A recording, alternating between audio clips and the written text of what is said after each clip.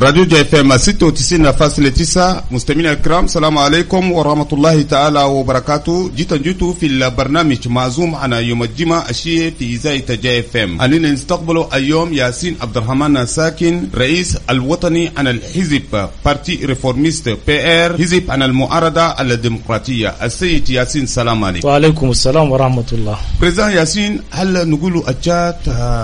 مشي على ما يرام عافي؟ لا لا لا لا،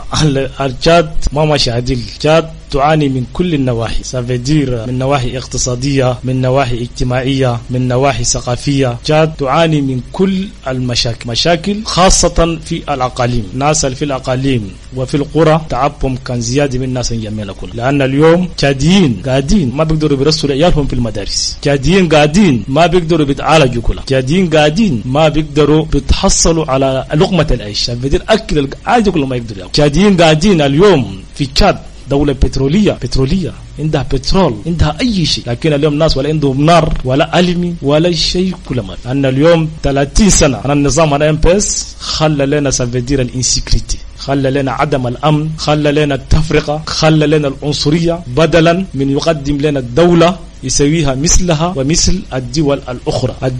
الدول اليوم المجاورين دي كلها قاعدة في أمن، استقرار دائم، يعني استقرار من كل النواحي، استقرار يعني اقتصاديا ماشيين عديل، اجتماعيا ما عندهم مشاكل، يعني من جميع النواحي. اليوم شوف الدول اليوم مثل سنتر افريقيا، الدول المجاورين دي شغل البسيط اليوم نضرب فوق المثل النت البسيط اليوم ب 200 ريال في نيجيريا ممكن تاخذ فوق شهر كامل. ال 200 اليوم شغلها هنا ساعه ولا ساعتين تكمل. انا ما نعرف الرجيم انا ديفيدك اسكي يعني بيخدم من اجل شخصيات معينه، بيخدم للناس لمصلحه ناس معينين بس، ولا بيخدم لكل التشاديين؟ انت شيف قاعد ويجيبوا لك الاخبار وعندك الاخبار، تعرف في الدول الاخرى ماشي كيف ودولتك ماشي كيف، تسوي مقارنه تشيب. لكن الدوله لم تخلوها لا للناس بس، ولا عندهم وطنيه، ولا يفكروا في الشعب، فكروا مصلحتهم بس. يعني اليوم ناس بسيطين بس، يعني مليارات داخلين مارقين سيارات 24 ساعه، يعني ينفقوا اموال. الورك في تشادي بدور لقمة العيش يدور ياكل ويشرب، وانت تقول رئيس جمهورية قاعد، يعني انت مسؤول منهم كلهم كده. بريزدان ياسين ما قلت كلامك ده معناته ادريس ديبي شيء سوى ما لا ده كان جينا في البلاد حقه سافيدير 30 سنة ده، يعني كل الناس بيشوفوا مظاهر هنجمنا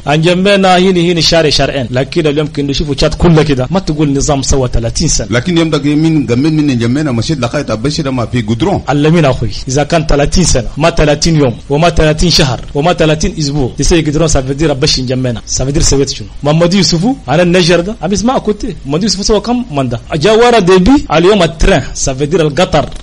كان من أفريقيا دلوقتي لحد لحق لهم رجيم 30 سنة ترند ده وقع فيهم كم دريدا عن كم دريدا اليوم بول كاغامي وصل 94 لقي البي أتر سافيدير جونوسيد، الناس كل مشاكل اليوم خطاهم في الدم، ولا قبيلتي ولا قبيلتك يعرفوا شغل واحد بس اسمه رواندا بس أمنا وأبونا نخدمه من أجلها ونقدموها ده ما لنا نحن لأجيالنا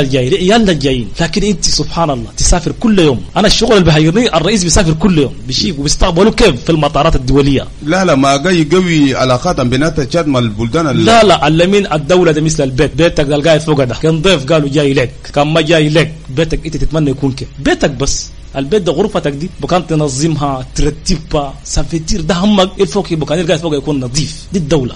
انت بكان تنظف لك شهرين 3 عشان الضيفان الجايين توصف لهم ان هنا دولتنا ماشيه عديله، والحارات الاخره شعبك الاخرين تعبانين وقاعد تقول في الصوت لكن مش يعني حجوا الناس انتقدوا حجوا مشكله. يا كمان التاريخ باكر ما برحمك، التاريخ خليه يفكر. انا الشغل اللي نقول النظام سافيدير با ديبو هذا نظام واتباع الاسد سافيدير. الناس الاسد بيشوفوا كان يعني MPS اترنال خلاص جاري فكروا شغل بيسموه الدولة. جاي بدك نشكر ده كله ماشي يمشي وما حد يخليها. قبل حسين مشى كل عند الرؤساء التاريخ قاعد، لكن اوتو اللي ديبي سوى واقوا في الكذب ده. دولتكم دي باكر ما تدوروها، ايالكم باكر ما تخلوا لهم بيئة سليمة سافيدير، تخلوا لهم دولة محترمة مع الجيران مع الدول الآخرة، دولة مخدرة. سيسا كأون ترافاي سافيدير أون توا ترافاي pour la génération future pas pour nous. الزول القائد، الزول المفكر، الصحافي، المصحافي، المدير الشركات. عندنا أولاد، الأولاد ده باكر 20 20-30 سنه بجوا في الترع بفكروا ابهاتنا خلوا لنا شنو من نواحي اداريه اسك ادمنستراتيف ما خلوا لنا دوله ريسبونسابل ايكونوميك ما خلوا لنا دوله يعني سولي سوسيال ما خلوا لنا دوله سي سا لا كيسيون كون فا بوزي يمكن انت ما خدمتوا هم بلغوا دوله كده اسا امريكان الدول الاخر كان بخطط 20 سنه 30 سنه 100 سنه بابور ايه الان بقول عندهم بلان انا 100 زول بيعيش ما برجو لكن عندهم دوله جنراسيون اخر جاي ناس جيل جاي والدوله كونتينيتي سافيدير الدوله ماشي ده المشكله. انتخابات التشريعيه ده على حسب البرنامج كان السني يبقى يوم 13 ديسمبر 2020 الجاي. هل الانتخابات دي تبقى على حسب رايك ده؟ انتخابات ما في ما في بريزيدنت ما في ده. انا حسب تحليلي الشخصي ان تانك بريزيدنت دين بارتي بوليتيك اصلا البريزيدنت ما عنده فولونتي ينظم انتخابات وكان عنده بدور بنظمها كلها بنظمها ابريل الكسيون بريزنسيال سافيدير بعد الانتخابات الرئاسيه دور يضمن هو ذاتك اسكي انا كنقى رئيس ولا ما نقى حتى ابريل نجيب الاسامبلي وبنجيب البريزيدنت الاسامبلي سافيدير انا حسب اناليز حق تانك الالكسيون بريزنسيال ما بيجي ما بنظم لنا الكسيون ليجيسلاتيف وكومينال دونك اون اي ان ترين دي بيردر دي تان pour rien. ده كلام ساكت بس. ده شيء كله ما في. ديسمبر كان جينا لده الإلكسيون بريزنسيال فضل لك 4 mois بس. 4 mois اسكي وطن عندنا تاكي نقول وطن يسوي ليجيسلاتيف كومينال فضل لنا 4 mois للإلكسيون بريزنسيال. نو ça veut dire que الإلكسيون بريزنسيال في النورما ده البريباراسيون حقها يبدأ من أسا السيني حقها كنا السي ان دي بي الناس يبدأ من أسا في فوكاليزي بريزنسيال وأسا بليزنا ديسمبر ده كل شيء ما. دونك ده أناليز حقي بيرسونيل وسكي يصير سكي va se passer ده الشغل المؤكدين من شغل اليقظة. دونك إلكسيون ما في اللمي. عشان المعارضة كان إلكسيون أو الانتخابات عن الديبيتيات يبقى والمعارضة بصفة عامة ولا كمان الحزب بي بصفة خاصة يلقى عدد كثير عن الديبيتيات في الجمعية الوطنية من المفروض تسوي كيف الشغل اللي فهمته من أنا قاعد في المعارضة ومن أسست البارتي الشغل اللي فهمته كثير سافدير اللي فهمنا كي جينا إلكسيون ليبر ترانسبارنت شيء ما بلقى ماله امبوبولار الناس بيشوفوا الريزلتا ما عنده شعبيه ما في. انا عايز مهية البروفنس لقيت الناس ما قارين شيء ما في. لكن قاعد نشوفوا منادلين عن المعارضه قاعد يندموا في صفوفنا الام بي اس علمين ساسي اون ابل ساسي مونتاج بيرسال ده سافدير ناس ما عندهم بروجرام انتم لهم 200 وتعالوا لكن في الفون حقهم اليوم لقيت 10 نادم ماشين ده نكون زول واي كل بديت ام بي اس من فون حقه ما في. وانا ذهب جاي عامل من بروفنس عديت بجرا عديت ببطا ومشيت وداي سافدير لقيت ناس في الشارع بس ناس ما قارين. انا ماشي لابس خلقان هذا البارتي بس قالوني انت شفت البارتي كلهم بارتي البارتي ده كيف مثل الام انا يعني الناس اليوم فهموا مش الام بي اس ده اسكي مثل الام بي اس ده هم بسالوك الام بي اس سافدير 30 سنه حاليا امني ما عندنا يعني ما بقروا سافدير شيء ما في نار ما في اسكو تطيب الاخرين كلها سافدير نفس ده بس ولا عندكم برنامج اخر؟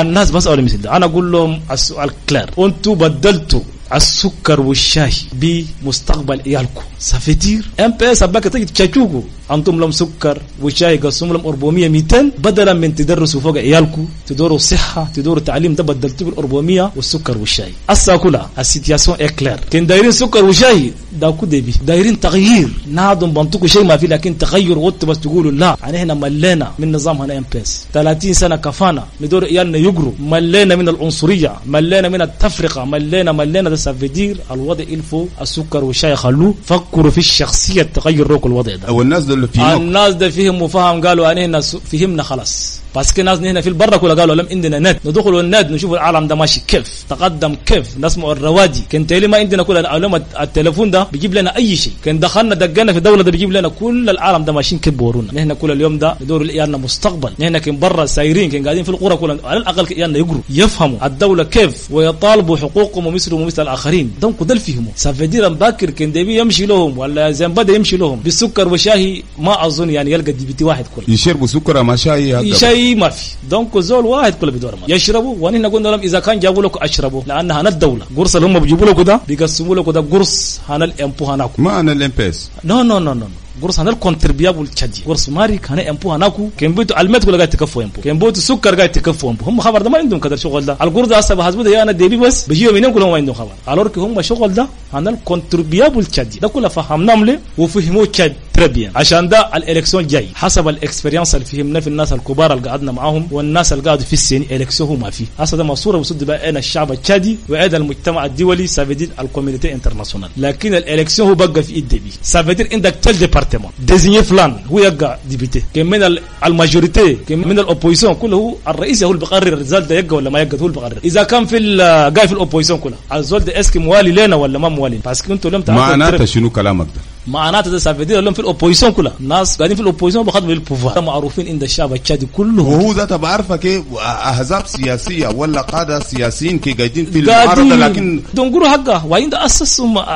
هو بنفسه دول قاعدين ده اذا كان في اجتماع عند المعارضه كلهم بيرجستر كان بودو هم كان دخلوا السي ان دي بي كلهم خدموا للبوفوار كان في اي شيء بخبروا به عن النظام ده الناس ده ماشيين كيف الناس دول ده ريكومبانس حقهم شنو دونك هم دول ده اون دوا لي تريتي دي مانير ان بي سبيسيال ان تانك ريجيم الناس دول ده ينطون اوبورتونيتي امس جينا في الكومبوزيشن انا السي ان دي بي مرقوا كلير بس قالوا قدام الناس كلها في الاسامبليه البريزيدنت قالوا ليه الناس ما بدورونا باسكو احنا عشان شاركنا معاك في الفوروم الناس ما بدورونا عشان احنا مؤيدينك قدام كلير بس وكان سالهم هم في اوبوزيسيون بقول في الاوبوزيسيون عشان ده كلامهم ده قال الناس ما بدورونا ده اصل دي مشكلتنا قال لهم اوكي عشان ده فاليدي امس البروبليم انا السي ان دي بي ليست ده هو فاليدي كلامهم دول دونك ما بدوروك عشان انتوا واقفين معي وشاركتوا معي في الفوروم واي شيء تسوي لي ما بدوروك ده انا امبوزيكو بس وعامل زي امبوزي هم الناس دول وقاعدين وهسه كلهم معروفين عند الناس الشعب التشادي. السيني ده بيقولوا باريتير 15 من المعارضه و15 من الاغلبيه الرئاسيه لكن تشكيل الحالي عن المكتب عن السيني ده بالهن المعارضه رفضتها بشده لكن ما الاغلبيه السبب شنو؟ السبب ده القانون واضح القانون الواضح ده بيقول كي pour être à la CENI si le parti un parti politique voulait être à la CENI بيبقى عند ديبيتي ولا كونسيي ده القانون الارتيكل 3 كلير كان عندك ديبيتي ولا عندك كونسي ممكن تدخل في السيني ما عندك ضروره تدخل امس جينا الناس الاسا قاعدين بيسيجي في السيني وبعدين ذهبنا كري بارتيانا ذهبا هنكون سياج كل ما عندهم ولا عندهم ميليتان ولا كبس اليوم بيسيجي في السيني مير ان فيولاسيون flagrant de la loi donc وده ça veut dire عندهم soutien للبريزيدنت وبعرفهم والكلام ده هنا حجنا قدام الناس قالوا البريزيدنت القانون ده السينيه تومايتي ما انا ما تريسبكت نرجو منك ان تانك انت بيرهنا الناسيون وانت القرا ريسبكت الشغل انت سينيه بس انت بس شغل ده مضيتها اليوم في بارتي بوليتيك ولا عندهم ديبيتي ولا بارتيسيبي في الكسيون ولا عندهم كونسي وقاعدين في السيني اسكي مثلا نقدر ننظم انتخابات ناس قولوا لنا قدام في الرنيو كل الناس قاعدين الى ايكوتيسا لكن يصن فيش باسكو الناس دول هم بيو حقه بلا ما يقدر لكن هم قاعدين ده يقدر هو يمرر اي مشروع هو دوره لكن دول ما هنا الأغلبية الرئاسية يا هو يقدر يسيطر فوقهم لكن أنا المعارضة أنا المعارضة حاليا أنا باترون أنا المعارضة النادم اللي بقرر مصير المعارضة هنشات إزي أنا MPS ما باترون حقه البريزيدنت اليومين هم دول اللي بقرروا مصير المعارضة وقائد أنا المعارضة شيف دو لوبوزيسيون وين هو ده هو اليوم ما عنده أي رول باسكو زول وجابوا عنده ميسيون تري بريسي ça veut dire النادم ده عندنا كيف زابو زول ما شاء الله عنده شعبية ماشي عديل المعارضة متحدة إلفو كسروها فتشوا نادم ما عنده أي برنامج الميسيون جابوا له ça veut dire خشمه ما يقدر يفتح الشغل المحير الشغل يعني سكي اتونا من جابو يا اليوم يوم نحجي لك رينيو كي انا اوبوزيسيون هنا ما سوين جامي الور كيف انا الاكس شيف دي فيل عندنا رينيو دي كونسيرتاسيون شاك كيسيون يعني نلمو نشاور ونمشي للبريزيدنت قابلنا البريزيدنت بليزير فوا لما قلنا يا جماعه سكي سي باس n'est pas bien dans tous les domaines. Désigner 4 personnes, chef de file que vous avez بنفسه وانا كلها parmi les 4 ماشينا قابلنا البريزيدنت عند ال4 ده بس قعدنا معاه بريسك 2 تعرف كيف شيف دي فيل شيف دي فيل قال لي القانون بيقول الفو نتقابلوا معك اذا كان في مشاكل في المجتمع فيه ونحجوا وان تانك اوبوزيشن نوت بوينت دي في حقنا عشان ده جينا لك هسه قعدنا معاه 2 ده 3 كيسيون ايكونوميك كيسيون سيكريتير وكيسيون سوسيال ده كله ابوردي ان توت ترانكيليتي الى ريبوندي يعني فيها حقنا انترفنسيون حقنا كله رد فوق في الاخير قابلنا هو بس نادي الدكتور اينس قال نقابله باسكو ناس الاينس قاعد بيسوي جمال الاوبوزيسيون وخاصه في البروفنس زول اجر بيتا الناس الاوبوزيسيون يحددون هذا كله موضوع هنا حجينا قال الفو تقابلوش دكتور الاينس تحجوا معايا وموضوع الفو يتوقف باسكو الاينس ده ما ميسيون حقهم عشان ده قابلنا الكات بيرسونال قابلنا البريزيدنت فراس ده الشيف دي فيل سالك كبزابو ناقشنا مع الدكتور اينس بريسكو ترازر واكد لنا الشغل ده تم ما يتكرر جامع ميليتان هناك في البروفنس الناس كل في البروفنس عندهم دروا سافيدير القانون بس ما لهم يمارسوا انشطتهم بكل حريه دونك ما عندهم الحق انسان الاينس تنتردير وده انا نتحمل المسؤوليه ده الشيف دي فيل بعرف دروه حقه بعرف ما له شيف دي فيل باسكو الى الكورديناتور هنا المعارضه والمعارضه التحدي باسم الشعب لكن اليوم الشيف دي فيل هسه جابوه ده ميسيون حقه ده قاعد يا المهم هسه جابوه بيجي بريزا انا سيني انا سي ان دي بي وميسيون حقه يفاليدي خمام انا الرجيم اي مشروع حقهم هو يفاليدي وماشي اليوم دخلنا حاليا عندنا مشكله مره واحده بس في الاوبوزيشن شيء بجمعنا كما في لموانا فبراير لسه عايشين رافوغا فيول وقتل خاصة في راسنا الأبين في جمينا بريزيدان ياسين مال المصيبة دي أخويا اللي من أنت تقول اليوم وأمس سفتير المصيبة ده من وصولها أنا MPS كيف السلطة ده من 90 لحد اليوم ده اسكي تشات كيبسني أمنيا كي استقرت أدي أصلا أنت أكون في جمينا سموتين هنا 2-3 أصلا ناس الأقاليم ده ولا فوق بريدة سي أبيتيال أقتلوا نعدهم شولوا موضوع حقه سفتير انسكريتي كي بيرسيست بارتو ده أنا دونك نشوف الموضوع ده هو ما بريوريتي أنا البري ما مهم ليه أصلا ما مهم ليه الأمن ما مهم لا هو بريوريتي حقه ده ده كوما يغاردي لو بوفوار يقعد في السلطه ده هو البريوريتي حقه. لكن اذا كان الامن مهم لك شعب هنا بالقتل وغوفرنما عندك جيش تودب تقول بداوز برا في الخارج وما يقدر يجيب سكرتي هنا دولتك داخل وخاصة في العاصمة. لكن عمني لك ده إنسان بقصده. أنت جيش تيجي تقول جيش حق ده قوي تودي مالي تودي جاي عرك الشعب كني بالقتل كله مواطنينك بموتوا ده سرقوا هنا ده قتلوا عمني بسيط. أنا الشعب ما تقدر تجيبه سافيدير ما عنده بريوريتي حق. دونك ده الشغل اللي فهمناه وده نقدر نأكد له. اليوم كان ديبي سماك وناداك ياسين أنت حجيت بكلام أنا أدم هنا الأمين الشغل ده فات راسنا مرات. شنو البروبوزيشن التسوي له؟ البروبوزيشن التسوي له ده مسيا الأمين البروبوزيشن السن البريزيدان كان بدور بيحل كل المشاكل الأمنية الاقتصادية والاجتماعية. خليه يفتش الناس الريسبونسابل الناس اللي بيعرفوا شغل بيسموه دولة بيسموه سانسان الدولة عندهم باتريوتيزم والناس قاعدين في الكركي دول ده بس خليه يخدم معهم باسكو كلكان كي ام سون بي مع الانسان يعني il travaille pour lui النادم irresponsable في السوسيتي كلها معروف ده زود ده ما عديل ده بس انسان تخدمه تدور من الريزلتا ما بقى البروبوزيشن ده خليه il doit travailler avec les gens qui aiment leur pays qui travaillent pour leur pays. donc ده بس السوليوشن سمبل والناس قاعدين كابابل يمتريزوا الدولة يخطوا الدولة في الرأي يعني يخطوها في الدرب دان طول الدومين كل الجوانب عن الدولة. لكن الناس هو أصلا ما بدوره اوكي بدور ناس دول بس اكيب سافيدير كالكان كي ريسبونسابل سرق مال الدولة سجنوه وشنو ودول بس اليوم هم بس القاعدين وهم بس اللي بيقرروا مصير الدولة. كمان معروف زود السرق الشعب التشادي كله بعرفه وبالتالي الناس الناس الثاني يقبلوا اسكي تشادي ما في ولا اون كومبران ريان شغل تشادي ما في ولا شغل شنو كده ده هو اللي هو بس ريبوندر. مصيبة آخرى قد تأتي التعايش السلمي مشاكل بينات البقارة والمزارعين توسط شديدة أني ما سند دمك بدفي المصيبة دي بريزيدان ياسين رأيك فوقها شنو؟ الذين أخوي المزارعين والبقارة الناس دول أخوان وعايشين من بدري ما بمعنى نظام هنا دي ناس ده ألوف السنة سنين كثيرة بس كان جاي من ريجيون عند بقارة وعند مزارعين وعنكون حصلت فوق مشاكل كلها. دونك ده اكسبيرينس والريجيون ده أنا قمت فوق ويلدوني فوق وإيش فوق أنا عارفة ماشي كيف ده سير لي بلان سوسيال ده الناس دول بس لهم يلحقوا يسووا مشاكل سافيدير أنا بروبليم كيلكم البروبليم بوليتيك الليدر الأصل بيسموه اللي بيداوس في ام بيس نقى ليدر ما ليدر شيف دي فيلد يعني هم بس جاي يميلاجين الناس ده انت اليوم تقسم 10 نادم بس تشيلهم قال انت بس تلقى فوقهم شيف سينو هنا في انا قمت سفرين من 2003 جيت انجمني لكن اول قمت قريت هناك نعرف سوسياليما نادم القان في بشي ولا القان في البروفنس انا وداي كومبورتم هذا كل شيء باسكو سوسياليما اس كومبورت تري بيان ما عنده مشاكل مع الناس يعني ساسي اكاديم كله بعرفوا. لكن الناس ده مثلا توصلوا مرحله لحد الدواس مشاكل سافيدير الناس دول مشاكل اللي مرق من سياش انا ام بيس نقول لك انا البروفنس ولا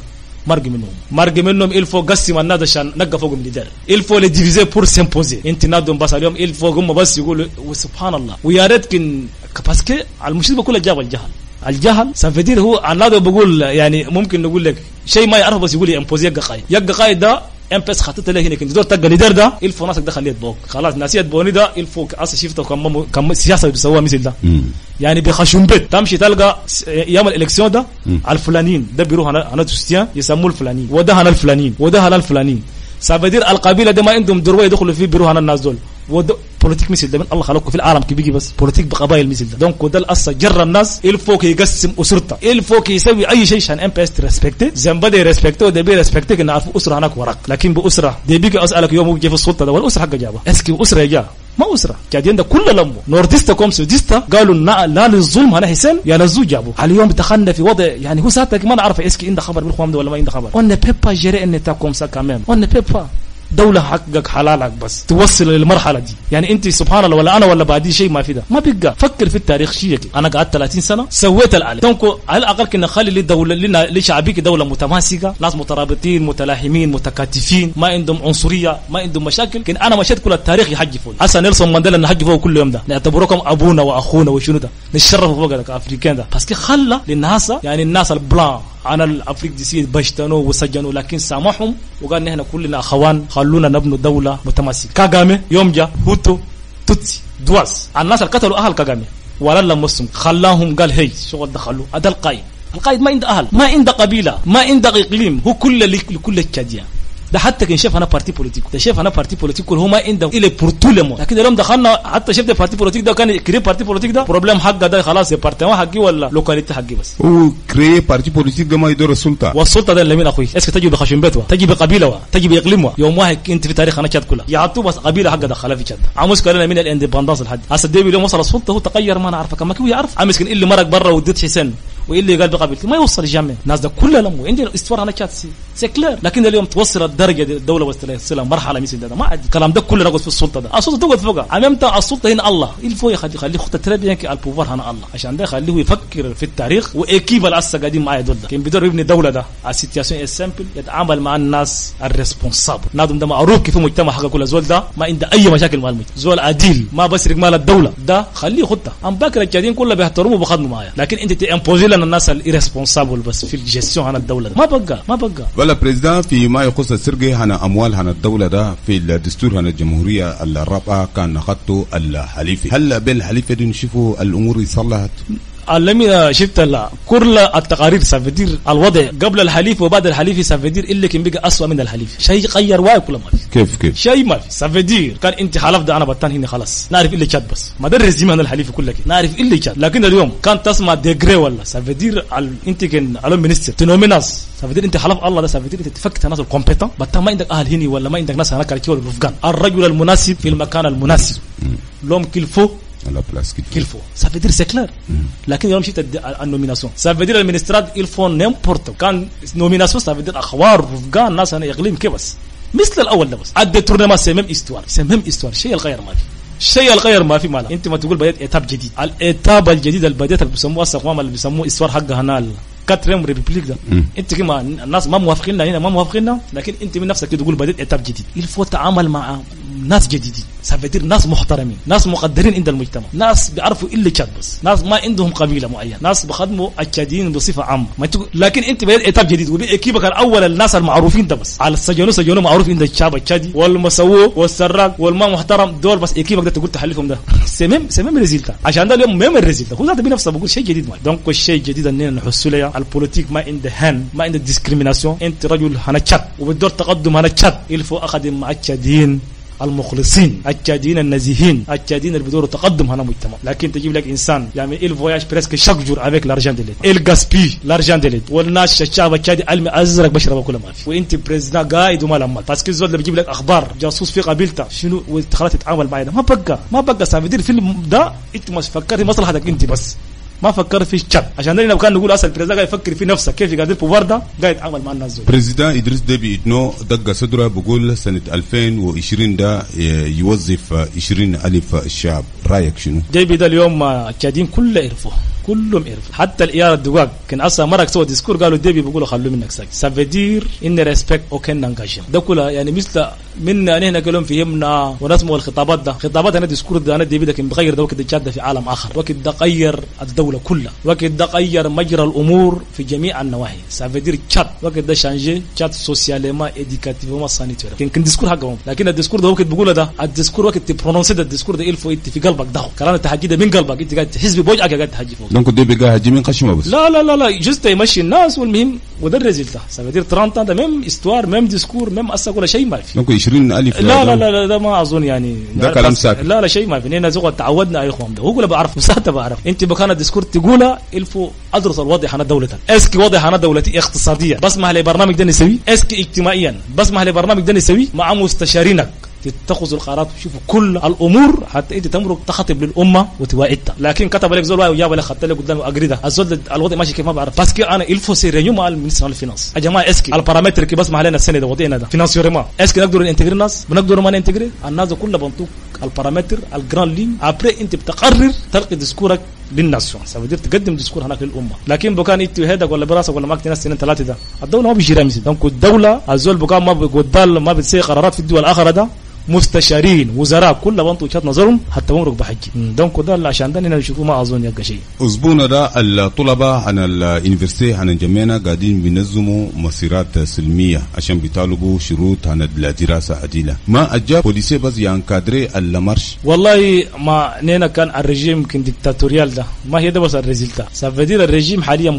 متخوف عندنا الرجيم انا البشير مشى هنا جنبه بس هنا قدافي كلها مشى الانظمه كلها بمظاهرات بس مشى عشان ده حاليا خايف من 5 ناس بيمرقوا في الشارع كله خايف منه وده كل اللي بيجيبه ده عدم العداله. اليوم الشغل بلا تعليم اسكي تقدم فيها ما في بدون تعليم تقدم ما في واسال بيجيب السرقه العنصريه الهمجيه الرشوه خوام ده كل عدم التعليم بس الرجيم اليوم بإمبوزين الناس ما متعلمين هم بس يقول لكم مسائل هم بس اللي يخدموا والمتعلمين قاعدين في الكركي. ما بقى في العالم ما حصل. الدولة بيمشوها الناس المتعلمين بس كل المتعلمين درسوا وتخصصوا في سبيسياليتي. كان عندي ان ايكونوميست بنطق كوتان الايكونومي بمشي بيه، ان جيريست بنطق كوتان القانون بمشي بيه والناس مثل. لكن زول ولا بعرف ولا جيريست ولا يوم واحد قرا في الطاب وبس بخطوه بقى جوفرنر بقى حاكم كبير وللناس المتعلمين بخطهم قدامه وبورورهم. مثل الدولة تمشي كيف وفنتين يمسيك في عصر التكنولوجيا. العصر اليوم بيجي فوق العالم كله بيجي فلاش صغير بالشغل كان ده ناس بيسمع. عشان ده انا نقول للطلاب الفوا نضلوا وطالبوا عن حقوق حتى يتغير الوضع. وضع القاعدين فوق ده ما طلبنا المفروض كلنا ننزل في الشوارع. وده البارتي الريفورميست ده قدم رساله للشباب الشادي كله ينزل في الشوارع. نقول لا كفانا ملينا من الظلم، كفانا من الرشوه، كفانا من الهمجيه، من العنصريه، كفانا من البرنامج